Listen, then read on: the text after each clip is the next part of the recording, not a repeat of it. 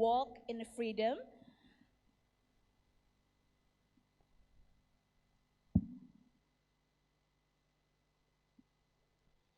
Hari ini saya ingin menyampaikan firman Tuhan kepada saudara.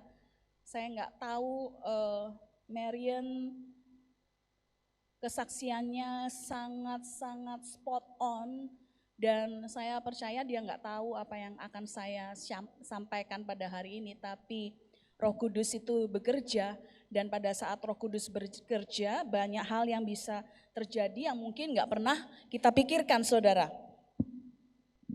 Hari ini saya ingin bicara mengenai arise and walk in freedom. Bangkit dan berjalanlah di dalam kebebasan atau kemerdekaan atau keselamatan yang sudah Tuhan berikan buat kita.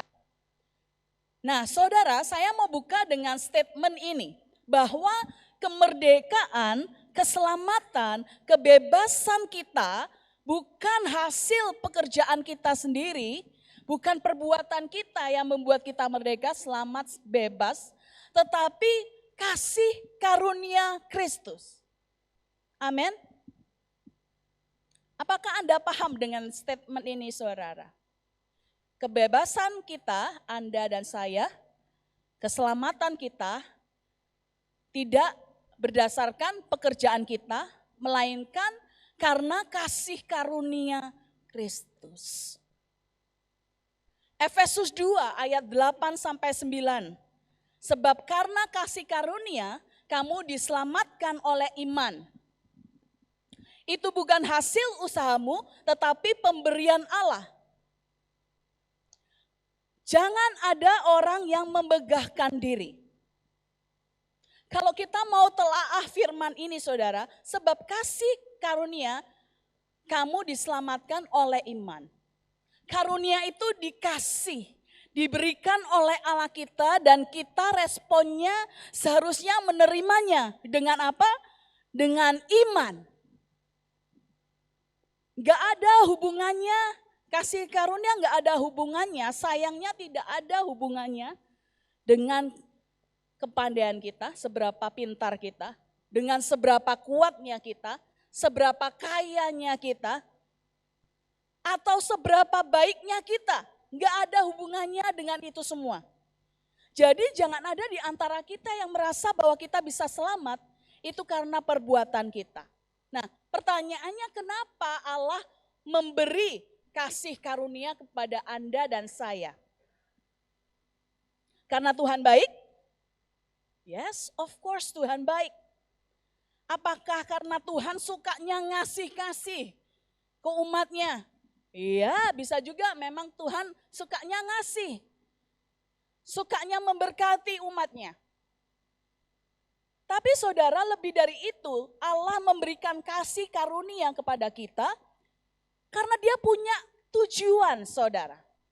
Pagi hari ini, bolehkah saya meminta kerjasama saudara untuk mengeluarkan handphone Anda? Boleh dikeluarkan handphonenya, lalu dibuka notes, coba Anda tuliskan, what is your purpose? Tuliskan, saudara, dalam waktu 2 menit. What is your purpose? Apa tujuan hidup Anda? Berapa banyak di antara saudara, mungkin saya tanya dulu deh, berapa banyak di antara saudara yang tahu tujuan hidupnya? Boleh angkat tangan? Wah, gak ada yang tahu tujuan hidupnya. Boleh sekali lagi, jangan malu-malu, saudara. Ada saudara yang tahu tujuan hidupnya? Oke, silakan dituliskan. Mungkin ada di antara Anda yang sedang dalam pencarian tujuan hidup. Kayaknya tujuan hidupku ini, tapi kemarin kok ganti. Tujuan hidupnya tiba-tiba berbeda dengan yang seharusnya. Kalau Anda lagi sedang dalam pencarian, coba renungkan dan tuliskan di handphone Anda, apa tujuan Anda? Untuk apa Anda hidup di dunia ini? Nah, ataukah ada di antara Anda yang berkata dengan jujur dalam hati, Pastor, honestly I don't know What is my purpose? Aku mungkin gak tahu saat ini. Tujuan hidupku apa sih? Nah, kalau itu Anda boleh tuliskan, saya tidak punya tujuan hidup. Atau belum tahu tujuan hidup saya buat apa. Ya. Yang penting Anda jujur. Karena ini tidak akan di-share ke siapa-siapa selain di handphone Anda sendiri. Ada juga orang yang berkata, tujuan hidup saya supaya saya punya duit banyak sehingga saya bebas melakukan apa saja yang saya mau. Kalau saya punya duit banyak, saya bebas traveling ke negara yang saya mau. Tujuan hidupnya ada juga orang yang berkata, saya mau sekolah setinggi-tingginya supaya kalau kerja gajinya banyak. Karena makin tinggi pendidikannya katanya, makin tinggi juga gajinya, ya. Tujuan tiap orang berbeda-beda. Masih dalam penulisan ya di HP Anda ya saya harapkan. Atau tujuannya sangat pendek sehingga cuma perlu 1 detik menuliskannya. Enggak apa-apa juga ya. Ada orang yang bilang begini, tujuan hidup saya yang penting saya selamat, pastor. Kalau saya sudah selamat, mau orang lain selamat kek, mau orang lain enggak selamat kek, bodoh amat. Kalau saudara bilang seperti itu, yang penting aku selamat dah, beres dah gitu ya. You make it sounds like freedom is your final destination. Anda berkata seolah-olah Anda menjadikan kebebasan itu tujuan akhir saudara. Yang penting aku bebas. Dah, beres, gak ada yang lain. Let me tell you friends, freedom is not our final destination. Kebebasan bukanlah tujuan akhir kita. Final destination kita bukan cuma freedom.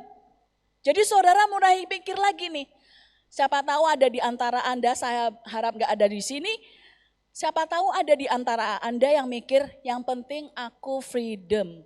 Freedom itu buat aku, orang lain mau mengalami freedom kayak enggak, kayak terserah. Freedom is not our final destination. It is just the beginning. Freedom itu hanya sebuah permulaan. Kalau sudah free, minggu lalu Pastor Vita nanya tuh, kalau sudah free terus mau apa? Freedom itu permulaan dari apa? What is the purpose of freedom? Apa tujuannya Anda dibebaskan? Karena kasih karunia Tuhan itu. Coba kita lihat saudara 1 Korintus 7 ayat 22 dan 23. Sebab seorang hamba yang dipanggil oleh Tuhan, saudara perhatikan firman Tuhan ini ya. Sebab seorang hamba yang dipanggil oleh Tuhan dalam pelayanannya adalah apa? Baca sama-sama 1, 2, 3. Orang bebas, titik atau koma? Belakangnya apa? Orang bebas, koma, milik Tuhan. Demikian pula orang bebas yang dipanggil Kristus adalah hambanya. Saudara dan saya, yes orang bebas. Tapi bukan bebas berdiri sendiri. Tetapi orang bebas yang adalah milik Tuhan. Orang bebas yang dipanggil Kristus, not really orang bebas. Tapi status kita adalah apa? Hambanya. Mungkin ini, ya berarti kita gak benar-benar bebas dong pastor. Kita akan lihat. Karena apa? Kamu telah dibeli dan harganya telah lunas dibayar. Karena itu, janganlah kamu menjadi hamba manusia. Pilih mana? Mau jadi hamba manusia atau pilih jadi hambanya Tuhan? Hamba Tuhan tidak selalu dalam konteks pendeta atau pastor. Anda bisa jadi hamba Tuhan di marketplace, di tempat kerja Anda. Anda hambanya Tuhan. Aku orang bebas, tapi ada komanya di belakangnya saudara. Milik Tuhan. Jadi orang percaya Anda dan saya memang bukan orang bebas seperti bebas definisi dunia saudara. Tapi kita ini orang bebas yang adalah milik Tuhan, hambanya. Nah, kalau telah dibeli, siapa yang beli? Yesus Kristus. Pakai darah yang super duper mahal. Mau kita kerja seperti Ishak bekerja, Yakub gak mungkin bisa membayar darah yang mahal yang sudah dikorbankan oleh Tuhan Yesus. Kita telah dibeli dan harganya telah lunas dibayar. Kalau saya beli air ini, berarti air ini milik saya. Saudara sudah dibeli oleh Yesus Kristus, dibayar pakai darah yang mahal. Nyawa anaknya yang tunggal ditukar dengan nyawa Anda dan saya. Itu berarti hidup kita milik Tuhan. Untuk apa dibeli dengan harga yang mahal? Efesus 2 ayat 10 saya bacakan dari terjemahan bahasa Indonesia masa kini. Kita adalah ciptaan Allah. Melalui Kristus Yesus, Allah membentuk kita supaya melakukan hal-hal yang baik yang sudah dipersiapkannya untuk kita. Kita didesain, diciptakan, dibentuk segambar dan serupa dengan Kristus agar kita melakukan hal-hal yang baik yang sudah disiapkan Allah untuk kita. Seperti kesaksian Marian tadi, seringkali kita merasa hidup kita jauh. Seringkali kita melakukan hal-hal yang menurut kita malah gak seharusnya kita lakukan, malah itu kita lakukan. Hal-hal yang jahat malah kita lakukan. Kita bukannya melakukan hal-hal yang baik, tetapi kita melakukan hal-hal yang jahat. Itulah kenapa kita perlu firman Tuhan saudara. Perlu tuntunan dari Roh Kudus setiap hari dalam kehidupan kita. Minggu lalu juga Pastor Victa sudah menyebutkan sedikit tentang bagaimana cara kita bisa memenuhi panggilan kita, mengisi kebebasan kita, mengisi kemerdekaan yang Tuhan sudah berikan kepada kita lewat kasih karunia. Caranya lewat apa saudara? Ada 3 langkah. Siapa yang masih ingat? Cara untuk memenuhi purpose kita di dalam Kristus adalah lewat 3 langkah, yaitu trust, obey, and follow. Trust, obey, and follow. Saya mau tanya, siapa yang tahu aplikasinya trust, obey, and follow dalam kehidupan sehari-hari itu kayak mana? Gimana sih trust itu? Obey itu gimana sih? Follow itu gimana? Yuk coba kita lihat. Trust, yang pertama trust. Langkah yang pertama trust, Amsal 3 ayat 5. Mari kita baca dan ayat 6. Amsal 3 ayat 5 dan 6. Mari kita baca. 1, 2, 3. Percayalah kepada Tuhan dengan segenap hatimu. Janganlah bersandar kepada pengertianmu sendiri. Akuilah dia di dalam segala lakumu, maka ia akan meluruskan jalanmu. Next slide ada terjemahan yang lain. Gimana sih prakteknya percayalah kepada Tuhan? Kita lanjut dulu ya, ini masih ada ayat yang berikutnya. Janganlah engkau menganggap dirimu sendiri bijak. Takutlah akan Tuhan dan jauhilah kejahatan. Saudara, sebenarnya ayat ini sudah sangat menunjukkan apa yang harus kita lakukan jika kita ingin usaha-usaha kita berhasil. Caranya dengan apa? Percayalah kepada Tuhan dengan segenap hatimu. Itu prakteknya seperti apa? Dalam segala perbuatan kita, utamakanlah Allah. Kapan terakhir Anda bertanya kepada Allah, Tuhan, apakah menurut Tuhan gimana kalau aku jalanin bisnis ini? Menurut Tuhan gimana kalau aku ketemu dengan orang ini dan orang ini ngajak aku partneran bisnis? Menurut Tuhan gimana? Utamakan Tuhan dalam segala perbuatanmu. Kapan terakhir kali Anda melakukannya? Maka Ia akan menuntun engkau dan memahkotai usahamu dengan keberhasilan. Saya yakin kalau ada orang yang usaha pasti pengen usahanya berhasil dong. Gak ada tuh saya dengar dari orang yang, ya pastor saya lagi buka usaha baru, tapi saya harap usaha ini gak berhasil. Belum pernah saya mendengar ada orang yang buka usaha, melakukan usahanya dengan harapan gak berhasil.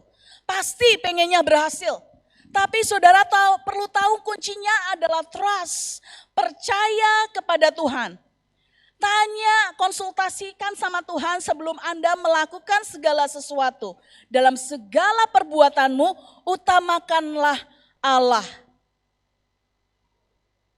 Janganlah tinggi hati karena merasa diri bijaksana. Merasa diri bijaksana itu kayak gimana saudara? Aku sudah punya background pendidikan yang sesuai dengan usahaku. Harusnya aku dikaruniai otak sama Tuhan dan strategi yang handal untuk bisa menjalankan usaha ini. Maka aku gak perlu lagi tanya Tuhan, orang aku sudah belajar kok tentang ini. Disitulah Anda tinggi hati karena merasa diri Anda bijaksana. Sebaliknya, percayakanlah dirimu kepada Tuhan dan hormatilah Dia. Jauhkanlah dirimu dari kejahatan.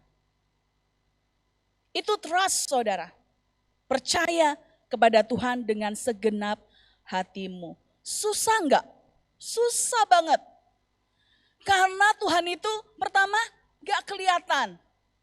Gimana kita bisa berserah percaya penuh kepada sesuatu yang tidak kelihatan? Lewat apa kita bisa berserah kepada Tuhan, percaya kepada Tuhan? Cara yang kedua, kalau kita ingin memenuhi purpose kita di dalam Tuhan, trust. Yang kedua, obey saudara. Lewat apa kita bisa mengenal Tuhan kita? Yaitu dengan kita tahu perintah-perintahnya. Ulangan 13 ayat 4 berkata, janganlah sekali-kali kamu menyembah Allah yang lain daripada Yahweh Tuhan Allahmu. Taatilah perintah-perintahnya dan tetaplah berpaut kepadanya. Allah yang lain. Allah yang lain ini contohnya apa saudara?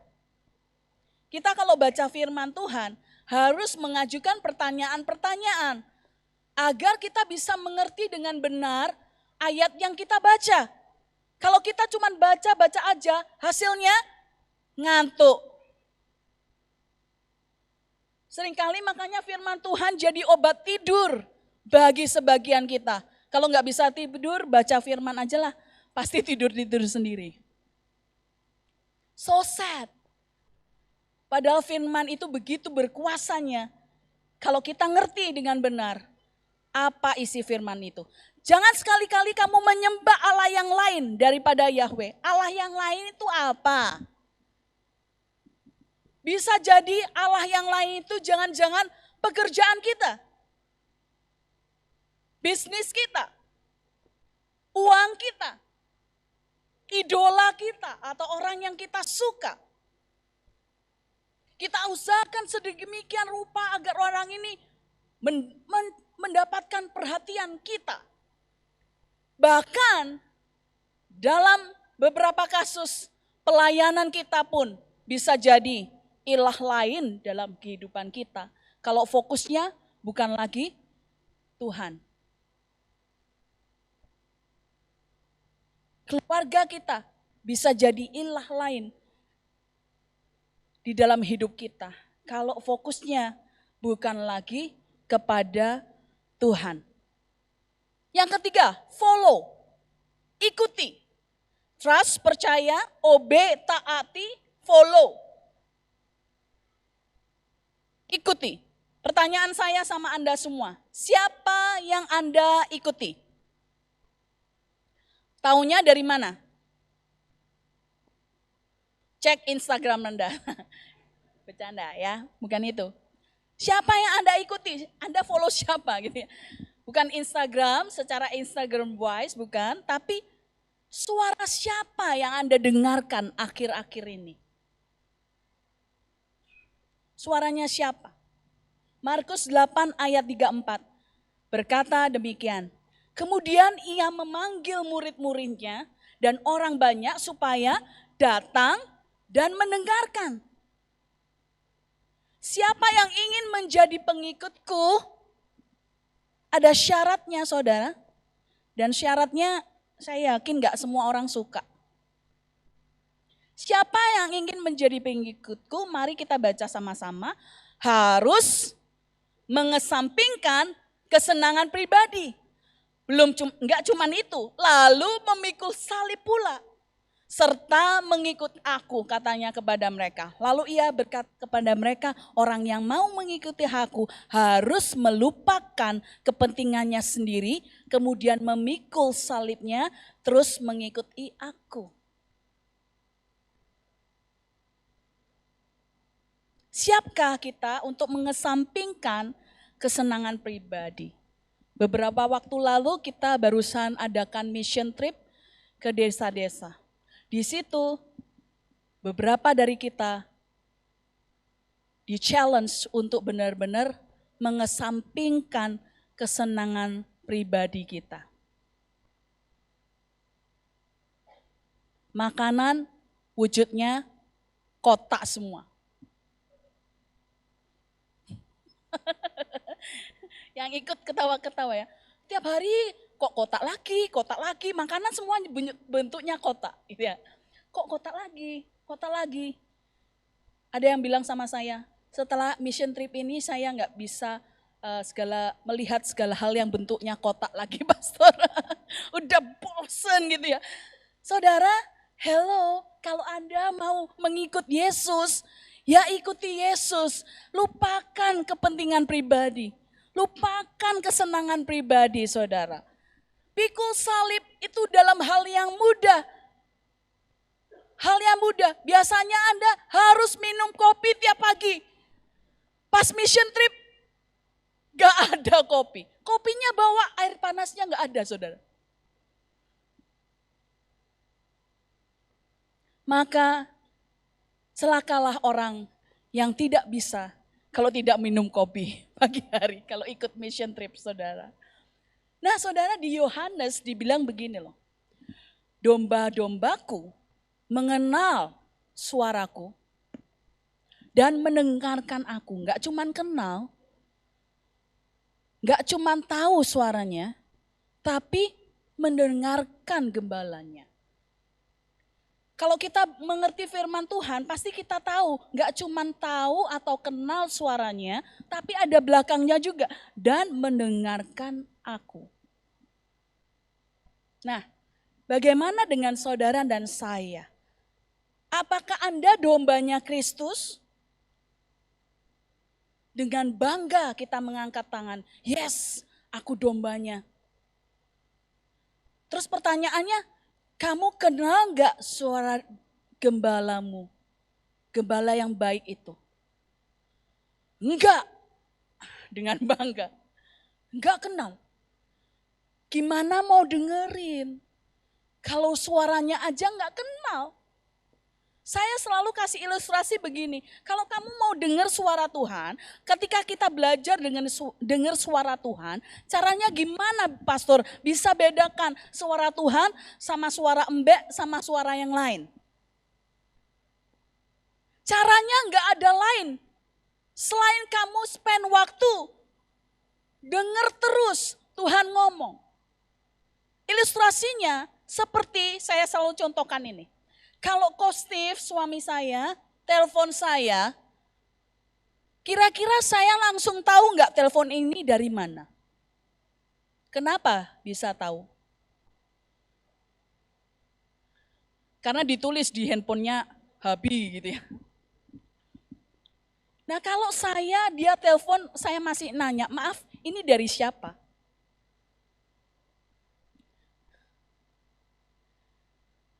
Kebayang nggak saudara? Kalau Anda hubungannya tiap hari ketemu, tiap hari ngobrol, tiap hari berinteraksi dengan dia, setiap hari curhat, aku tadi ada masalah ini di mission trip, aduh gawat, pusing kepala, ini itu, dia ngobrol balik sama saya. Kalau kita terus ngobrol setiap hari, gak mungkin dong kita gak kenal suaranya. Masalahnya mungkin kita sama Tuhan ini jarang ngobrol. Kita gak even izinkan Tuhan ngomong sama kita. Tuhan ngomong itu bisa dengan berbagai cara. Gak harus audible. Jessica. Ngeri juga ya langsung hibrid saya. Tapi lewat firman Tuhan yang kita baca. Tuhan ngomong. Janganlah engkau mengingini milik sesamamu manusia. Jangan mencuri. 10 perintah Allah. Kalau kita gak pernah baca, ya kita gak pernah tahu saudara. Suara siapa yang Anda ikuti? Siapa yang Anda dengarkan belakangan ini? Nah, pertanyaannya, seringkali kita ini mikirin, minggu lalu Pastor Victa juga bahas tentang batasan di dalam Kristus. Mungkin saya pakai istilah yang lebih halus sedikit, karena gak ada orang yang suka dibatasi. Tetapi yang adalah kita harus tahu boundariesnya Tuhan itu seperti apa. Seperti apa? Di antara kita mungkin selalu mencoba hidup melakukan firman. Kalau mau apa-apa tanya Tuhan dulu.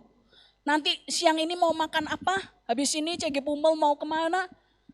Bentar, doa dulu tanya Tuhan. Mau makan apa Tuhan siang ini? Terus kalau Tuhan gak jawab, kita gak makan. Tunggu sampai Tuhan ngomong. Tuhan belum ngomong tuh sama aku. Kemarin Steven tanya, PJ sama Coach Steve ada ide gak? Mau kemana habis ibadah, mau makan di mana? Tuhan belum ngomong sama aku. Bisa jadi saudara, Tuhan bukan belum ngomong sama kita. Tapi kita mungkin yang gagal paham. Maksud Tuhan itu apa? Kita terus-menerus bingung mana yang kehendak Tuhan, mana yang bukan. Mana kehendak Tuhan, mana bukan. Ini kehendak Tuhan atau enggak? Jangan-jangan Coto Makassar kehendak Tuhan. Kalau aku pergi makan mie, aku enggak melakukan kehendak Tuhan, gawat. Akhirnya kita menunggu Tuhan bicara ngomong sama kita. Akhirnya puasa saudara. Gak ada yang salah dengan puasa. Tapi saudara saya mau kasih tahu. Tuhan seringkali sudah buka jalan. Kitanya gagal paham. Seringkali Tuhan sudah menolong kita. Tapi kita gagal paham. Gagal pahamnya kenapa? Karena seringkali pertolongan Tuhan, jalan Tuhan yang dibuka, kita berharapnya sesuai dengan apa yang kita pikirkan. Kita berharapnya Tuhan kalau mau nolong caranya kayak gini ya Tuhan ya. Kalau Tuhan tolong dengan cara yang lain, kita gak paham, lewat. Sampai ada satu ilustrasi di mana orang mau tenggelam, minta tolong, Tuhan tolong. Dikirimkan orang untuk menolong. Aku gak mau, aku tunggu Tuhan tolong. Dikasih helikopter. Gak mau juga, aku mau Tuhan tolong. Dikasih tali mengelur ke bawah tinggal naik. Gak mau juga, tunggu Tuhan tolong. Nah Tuhan dari surga, ini anak karepe piye. Bahasa Jermannya itu maunya gimana? Orang minta tolong sudah ditolong tapi nggak paham dia. Nggak paham. Seringkali tahukah saudara ketika kita bingung mana kehendak Tuhan, mana bukan, mana kehendak Tuhan, mana bukan. Kalau Anda tetap tinggal di dalam batasan-batasan Tuhan, tetap ada di dalam jalan-jalannya Tuhan, tetap sesuai dengan jalan yang Tuhan kasih kepada kita, Anda pasti ada di dalam rencana Tuhan. Jadi saudara nggak perlu bingung lagi mana rencana Tuhan, mana bukan.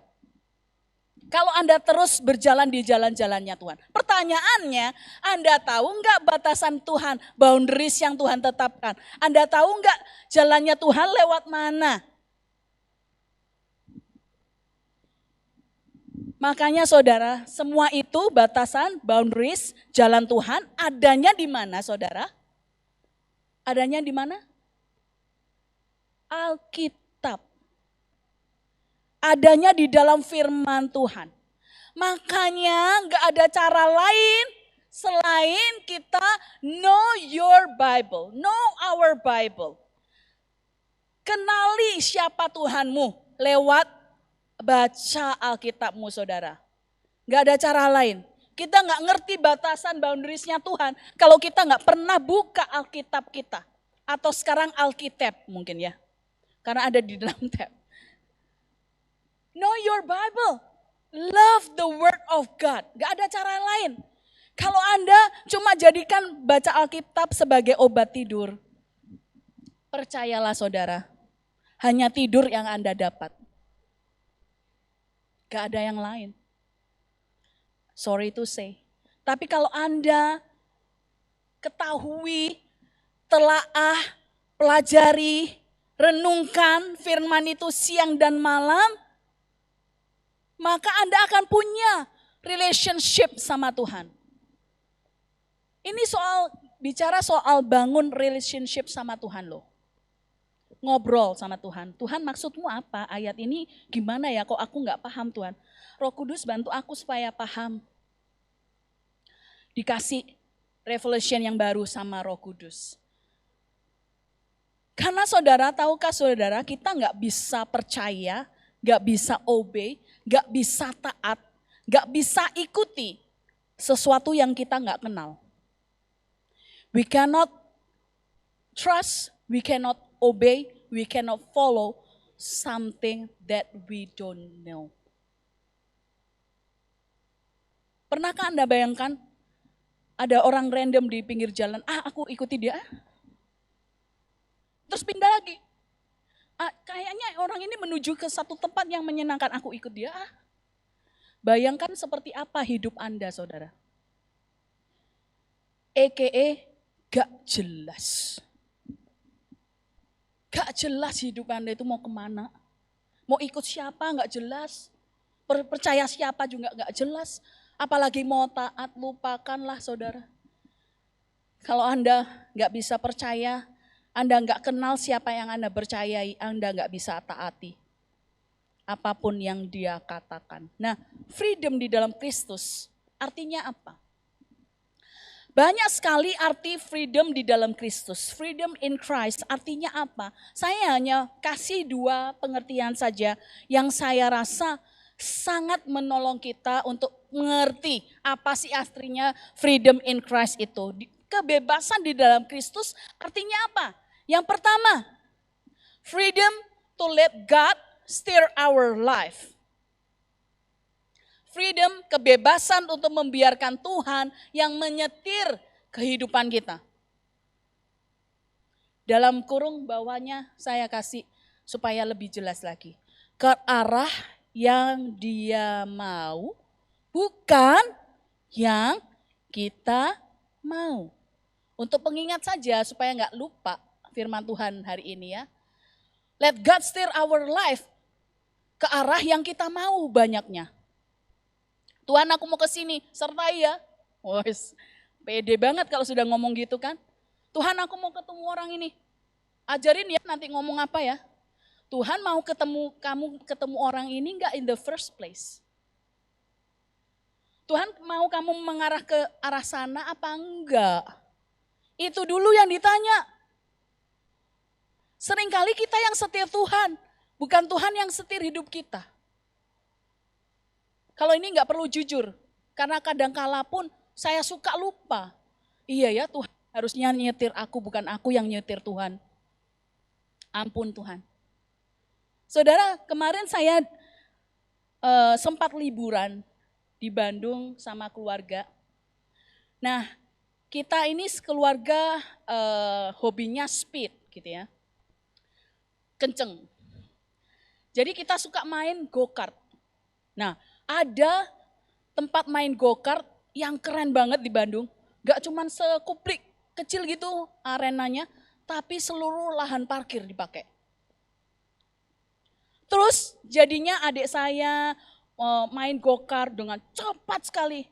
Tapi pada hari itu saya pengen nemenin keponakan saya yang dia hidrosefalus. Terus saya berkata kepada dia, yuk kita nggak usah main go-kart yang mobil yang cepat. Kita naik police car aja. Di situ ada police car untuk anak di bawah 10 tahun. Nah, kita naik itu saudara. Terus bayangan saya ya lumayan cepat lah ya. Ternyata saudara pas dia naik, dia ada keterbatasan gerak dan sebagainya. Terus saya naik di sampingnya juga. Di situ ada saya lihat 2 setir. 1 setir besar, 1 setir kecil. Yang anak kecil pakai setir yang kecil, yang orang dewasa yang mendampingi pakai setir yang besar. Terus kita seneng. Dia sudah sangat senang. Onti, ayo kita main police car gitu ya. Terus pas saya injek gasnya, jalannya cuma gini saudara. Literally kecepatannya cuma segini. Nah terus dia nyeletuk, Onti Sisi. Kalau kita cepatnya seperti ini, kita nggak bakalan bisa kejar penjahat. Imajinasi anak kecil kan. Gimana kita mau nangkep penjahatnya kalau jalannya pelan banget kayak gini. Gas Onti Sisi, gas. Gitu. Udah gas mentok ini. Tapi jalannya cuma segitu saudara. Nah terus di perjalanan muter gitu ya, belok. Terus dia sadar sesuatu. Onti Sisi, aku rasa setirku ini nggak berfungsi. Cara ngomongnya dia literally kayak gitu, pakai bahasa Indonesia yang baku dan benar. Onti Sisi, sepertinya setirku ini nggak berfungsi loh. Terus tiba-tiba saya nggak even paham apapun, saya kata, siapa bilang nggak berfungsi? Berfungsi setirmu itu. Kalau kamu belokin ke kanan, akan belok ke kanan. Oh ya? Aku coba ya. Terus dia belokin ke kanan. Saya ikut belokin ke kanan. Dia belokin ke kiri, saya ikuti dengan split seconds gitu ya. Belok ke kiri. Sehingga dia merasa setirnya dia itu berfungsi saudara. Padahal aslinya gak berfungsi memang. Padahal gak berfungsi. Joel, tunggu, jangan belok sekarang. Saya, Onti Sisi kasih aba-aba dulu ya. Ya sekarang belok. Dia dengan semangat belok kanan, belok kiri. Akhir permainan itu, Roh Kudus bicara sama saya. Dia bilang gini, kamu juga seperti itu. Seringkali kamu merasa ketika kamu mampu melakukan banyak hal, itu karena kamu. Is it really because of you? Seringkali kita merasa mampu melakukan segala sesuatu karena kita sendiri. Padahal yang terjadi ada Yesus yang ada di samping kita, yang sebenarnya setirnya arahnya kemana itu dia yang pegang saudara. Gak pernah terpikir ya. Tapi Tuhan bisa ngomong lewat segala sesuatu. Saya langsung, wah bener nih, bener dah ini. Ini bahan khotbahku nanti berarti. Seringkali kita mikir segala sesuatu kita bisa lakukan karena kemampuan kita. Tapi benarkah demikian? Galatia 5 ayat 16 sampai 17 berkata, saya menasihatkan supaya saudara hanya mengikuti petunjuk-petunjuk Roh Kudus. Ia akan menyatakan kemana saudara harus pergi dan apa yang harus saudara lakukan. Bukan saya yang ngomong ya, ini firman Tuhan, silakan dicek. Dengan demikian saudara tidak akan terus menerus mengikuti sifat jahat yang selalu mendesak saudara untuk berbuat salah. Sebab dengan sendirinya kita senang melakukan hal-hal yang jahat yang berlawanan dengan yang dikehendaki Roh Kudus, saudara. Perbuatan baik yang ingin kita lakukan menurut kehendak Roh berlawanan dengan keinginan tubuh kita. Kedua kekuatan ini di dalam diri kita akan selalu berperang untuk dapat menguasai diri kita. Dan keinginan kita tidak pernah bebas dari pengaruh tekanan kedua kekuatan ini. Setiap hari kita dihadapkan kepada pilihan. Mau pilih melakukan karya yang baik yang dari Kristus atau mau melakukan yang jahat. Pilihan di tangan Anda karena Anda orang bebas, ya. Orang yang bebas. Tapi ingat saudara, saudara bukan bebas untuk berkata, mulut siapa? Mulut aku kan ya terserah gue dong. Hidup siapa? Hidup gue kan ya terserah gue dong. Tidak lagi seperti itu saudara, karena orang bebas, komanya milik Tuhan. Komanya milik Tuhan. Jadi Anda harus tanya, hanya mengikuti petunjuk Roh Kudus aja. Bukan berarti kalau atasan Anda bilang lakukan ini, enggak, aku hanya mengikuti petunjuk Roh Kudus. Salah juga saudara. Tidak dimaksudkan letter seperti itu ya saudara. Roh Kudus yang akan menyatakan kemana saudara harus pergi. Kemana, apa yang harus Anda lakukan. Mungkin there is time pada waktu kita bertanya, mungkin kita nggak ngerti jawaban Roh Kudus. Pergi ke sini. Nggak ada siapa-siapa Tuhan di sana. Aku nggak kenal siapa-siapa. Pergi ke sini. Aku mau kamu mewartakan namaku ke sini. Gimana caranya Tuhan? Mungkin ketika kita sudah trust, obey, and follow, hasilnya gak seperti apa yang kita bayangkan. Lalu gimana? Ulangi lagi prosesnya. Trust, obey, and follow. Karena Tuhan tidak akan membiarkan Anda dan saya sendirian. Karena kita ciptaan Allah yang dirancangkan untuk melakukan pekerjaan baik yang sudah dipersiapkan Allah sebelumnya. Yang kedua, freedom di dalam Kristus artinya apa? Yaitu freedom to do what God wants, not what we want. Kebebasan untuk melakukan apapun yang Tuhan ingin untuk kita lakukan, tapi bukan bebas untuk melakukan semua keinginan kita, saudara. Kita harus paham ini ya. 1 Petrus 2 ayat 16 berkata, saudara mempunyai kebebasan, boleh buka Alkitab Anda 1 Petrus 2 ayat 16.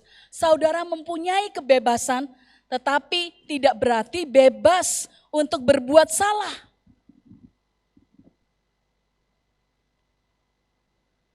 Orang bebas masih bisa pilih melakukan yang salah enggak? Masih bisa. Tapi kalau itu tergantung pada kita, pakailah kebebasan Anda bukan untuk berbuat yang salah. Ayat firman Tuhan berkata, pakailah kebebasan itu semata-mata untuk melakukan kehendak Allah. Kenapa?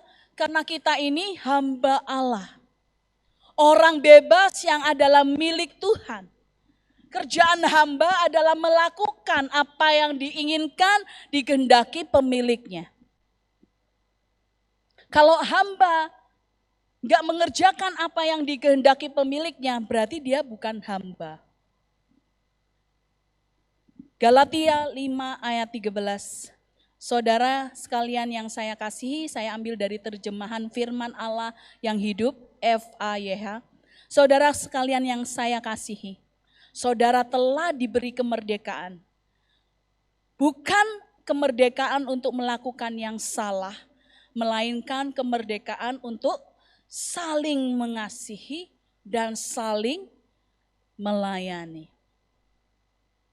Saya mau tanya sama Anda, tadi Anda sudah tuliskan purpose hidup Anda di handphone saudara.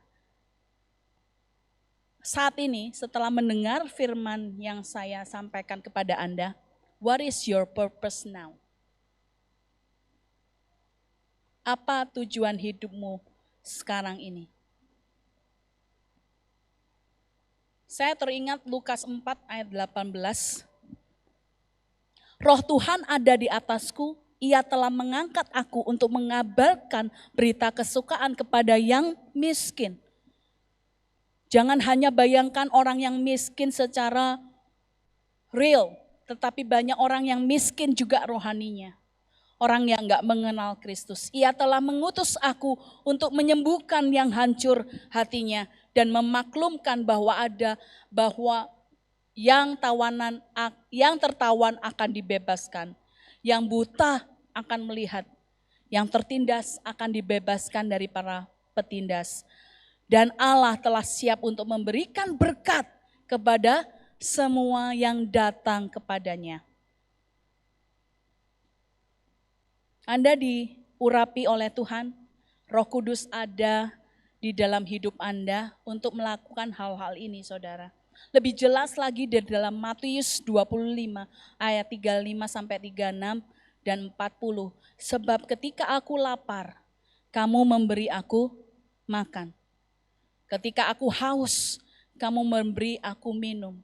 Ketika aku orang asing, kamu memberi aku tumpangan. Ketika aku telanjang, kamu memberi aku pakaian. Ketika aku sakit, kamu melawat aku. Ketika aku dalam penjara, kamu mengunjungi aku.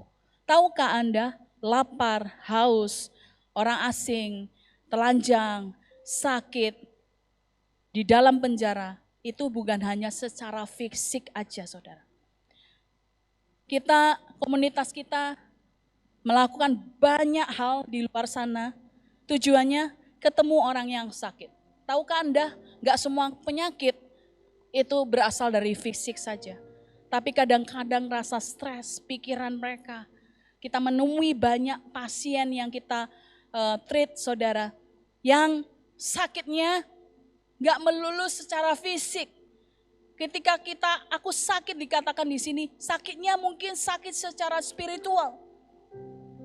Ketika aku telanjang itu berbicara tentang rasa malu akan dosanya. Tapi kita bisa cover dengan doa kita. Kita bisa bebat mereka yang luka hati. Ketika aku haus, banyak orang di luar sana yang haus akan kebenaran. Tapi gak ada orang yang pergi memberitakan. Apakah Anda dan saya mau dipakai oleh Tuhan sebagai orang-orang yang memberkati mereka yang haus dan lapar ini, saudara. Bukan hanya secara fisik, secara makanan minuman, tetapi haus dan lapar akan kebenaran firman Tuhan. Mereka perlu tahu bahwa Kristus mengasihi mereka juga. Kristus gak hanya mengasihi kita orang percaya, tapi mengasihi semua orang di dunia ini.